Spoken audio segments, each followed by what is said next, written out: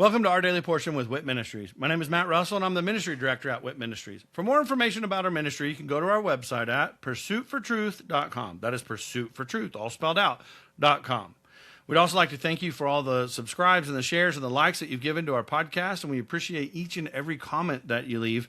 We like to reply back and keep that conversation going. Today's portion is Numbers 18, Duties of Levites. So the Lord said to Aaron, "You and your sons and your father's household with you shall bear the guilt in connection with the sanctuary, and you and your sons with you shall bear the guilt in connection with your priesthood. But bring with you also your brothers, the tribe of Levi, the tribe of your father, that they may be joined with you and serve you, while you and your sons with you are before the tent of testimony. And they shall thus attend to your obligation and the obligation of all the tent. But they shall not come near to the furnishings of the sanctuary and the altar, or both they and you will die. They shall be joined with you and attend to the obligations of the tent of meeting for all the service of the tent, but an outsider may not come near you. So you shall attend to the obligations of the sanctuary and the obligations of the altar, so that there will no longer be wrath on the sons of Israel. Behold, I myself have taken your fellow Levites from among the sons of Israel. They are a gift to you, dedicated to the Lord to perform the service of the tent of meeting. But you and your sons with you shall attend to your priesthood for everything concerning the altar and inside the veil. And you are to perform service. I am giving you the priesthood as a bestowed service, but the outsider who comes near shall be put to death." The priest portion. Then the Lord spoke to Aaron, "Now behold, I myself have given you charge of my offerings, even all the holy gifts of the sons of Israel. I have given them to you as a portion, and to your sons as a perpetual allotment. This shall be yours from the most holy gifts reserved from the fire. Every offering of theirs, even every grain offering and every sin offering and every guilt offering, which they shall render to me, shall be most holy for you and for your sons. As the most holy gifts you shall eat it. Every male shall eat it. It shall be holy to you. This also is yours, the offering of their gift, even all the wave offerings of the sons of Israel. I have given them to you and to your sons and daughters with you as a perpetual allotment. Every one of your household who is clean may eat it. All the best of the fresh oil, and all the best of the fresh wine and of the grain, the first fruits of those which they give to the Lord, I give them to you. The first ripe fruits of all that is in their land, which they bring to the Lord, shall be yours. Every one of your household who is clean may eat it. Every devoted thing in Israel shall be yours. Every first issue of the womb of all flesh, whether man or animal, which they offer to the Lord, shall be yours. Nevertheless, the firstborn of man you shall surely redeem, and the firstborn of unclean animals you shall redeem. As to their redemption price from a month old, you shall redeem them. By your valuation, 5 shekels in silver, according to the shekel of the sanctuary, which is 20 gerahs. But the firstborn of an ox, or the firstborn of a sheep, or the firstborn of a goat, you shall not redeem. They are holy. You shall sprinkle their blood on the altar, and shall offer up their fat and smoke as an offering by fire for a soothing aroma to the Lord. Their meat shall be yours. It shall be yours like the breast of the wave offering and like the right thigh. All the offerings of the holy gifts which the sons of Israel offer to the Lord, I have given to you and your sons and your daughters with you as a perpetual allotment. It is an everlasting covenant of salt before the Lord to you and to your descendants with you." Then the Lord said to Aaron, "You shall have no inheritance in the land, nor own any portion among them. I am your portion and your inheritance among the sons of Israel.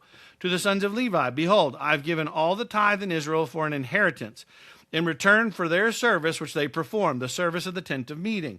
The sons of Israel shall not come near the tent of meeting again, or they shall bear sin and die. Only the Levites shall perform the service of the tent of meeting, and they shall bear their iniquity. It shall be a perpetual statute throughout your generations, and among the sons of Israel they shall have no inheritance. For the tithe of the sons of Israel which they offer is an offering to the Lord. I have given to the Levites for an inheritance, therefore I have said concerning them, they shall have no inheritance among the sons of Israel." Then the Lord spoke to Moses, saying, "Moreover, you shall speak to the Levites and say to them, when you take from the sons of Israel the tithe which I have given you from them for your inheritance, then you shall present an offering from it to the Lord, a tithe of the tithe. Your offering shall be reckoned to you as the grain from the threshing floor, or the full produce from the wine vat. So you shall also present an offering to the Lord from your tithes, which you receive from the sons of Israel. And from it you shall give the Lord's offering to Aaron the priest. Out of all your gifts you shall present every offering due to the Lord, from all the best of them, the sacred part from them. You shall say to them, when you have offered from it the best of it, then the rest shall be reckoned to the Levites as the product of the threshing floor and as the product of the wine vat. You may eat it anywhere, you and your households, for it is your compensation in return for your service in the tent of meeting. You shall bear no sin by reason of it when you have offered the best of it, but you shall not profane the sacred gifts of the sons of Israel, or you will die. So as God is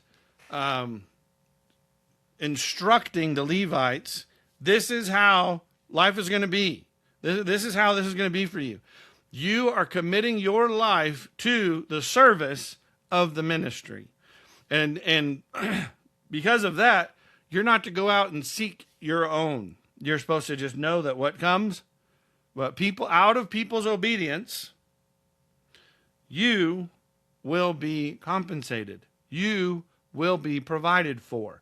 The inheritance that everybody else is talking about, dividing up their land and their sheep and their herds and dividing it all up so that their descendants will have some of land and of the things that were considered wealth at that point.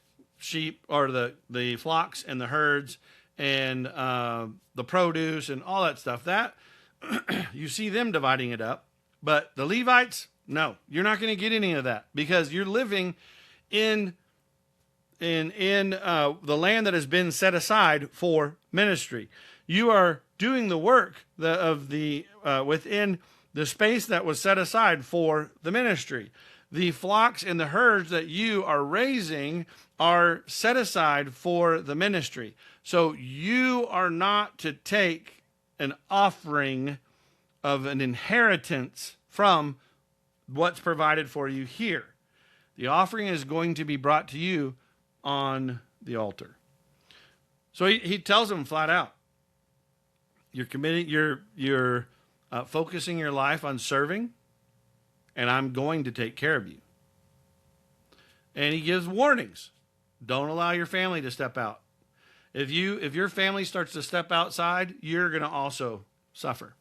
You're going to also get the consequences.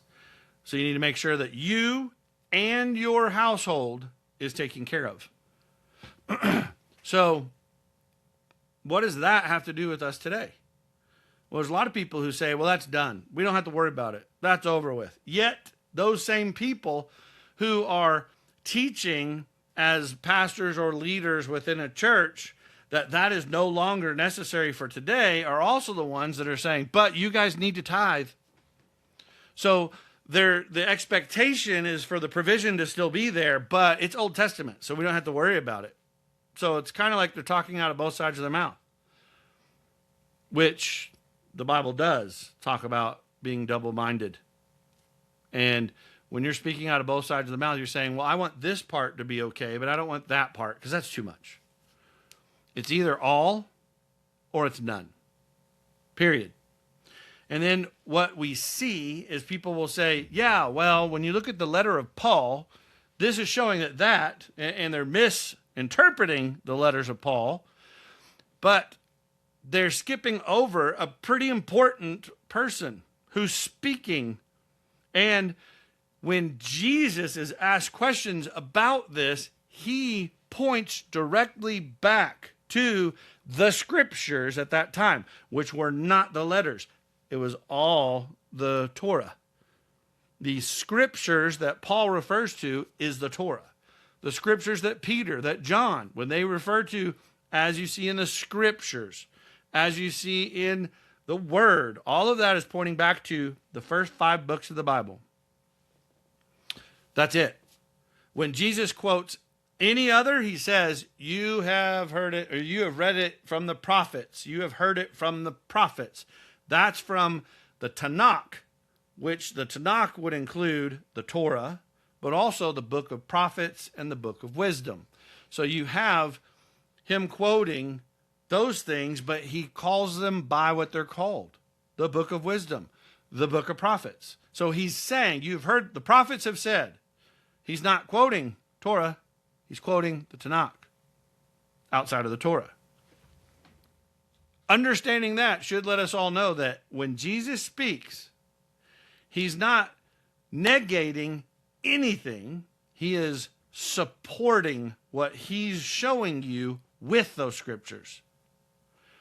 And they are all applicable today, or being applicable today. You have the only things that have gone away are the specific times that God said, for you and all of Aaron's generations, or the sons of Aaron.